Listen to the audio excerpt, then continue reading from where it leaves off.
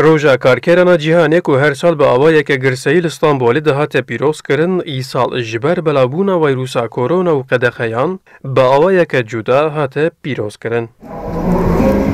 Sazî û sendîqayên karkeran ku ji parêzgeriya Stenbolê destûr wergirtin kom bi kom hatin ber peykera qeda Taxîmê qewzegul danîn û daxwaza çakbûna şertên karkeran kirin ku di proseya pandemiyê de gelek zehmetî dikeşînin.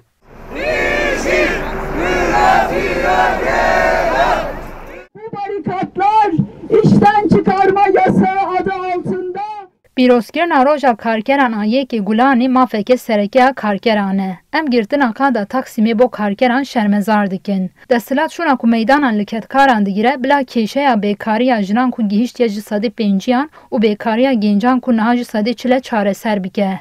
barikatlar %50'lere varan Meydana Taxîmê ji aliyê sendîqayan ve bo pîrozbahiya roja karkeran ciyeke geleke girîng tedîtin. Di sala 1977 de dema pîrozbahiyan 34 kes hatin kuştin, loma daxwaza sendîqayan ew e meydan bo pîrozbahiyan her sal bêvekirin. Lê herî dawî di 2012 de bo pîrozbahiya li Taxîmê destûr hatibû dayîn.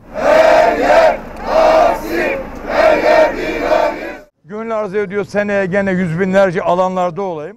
Dil dixwaze bi beşeriya sed hezaran karker û ketkaran hemû sendîka û saziyên diyên karmendan mil bidin hev û li meydanan roja karkeran pîroz bikin. Kêşek hevpariya karkeran heye. Gelek karker ji mafên sendîkal bêparin û kadroya wan nîne demkî dixebitin. Divê ev kêşe bên safî kirin. Şu anda bu kısa çalışmadan dolayı Ji xeynî sendîqayan hin komên dixwastin ber bi Taxîmê ve bimeşin, lê polîs rê neda wan û li gorî ragihandina Komeleya Xweqnasanan û jen herî kêm 8 kes hatin desteserkirin.